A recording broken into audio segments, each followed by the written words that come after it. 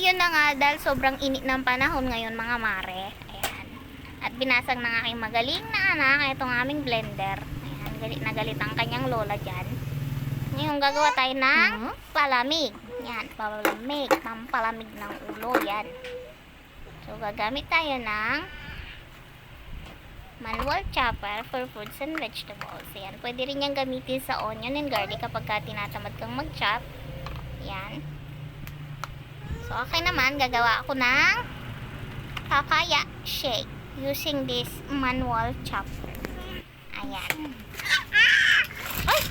Paano ka yan? Ayan, hilain lang natin. Hila lang ng hila hanggang sa ma-chop-chop siya. Ayan, look at the texture doon. Tingnan mo yung texture. Ayan na yan, wala na. O, ayan, o, nakikita mo yan. O, masarap yan, malamig. Ayan, nakikita mo yung baso? Baso yan. Bigyan natin yan kay lola mo.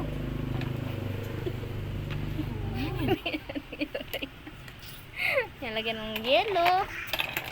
Ayan. Para mas malamig. Ayan.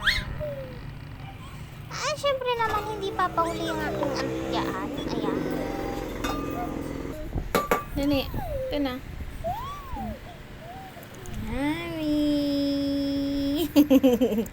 Okay na? Okay? Yum yum. Yum yum do, yum yum. Hmm?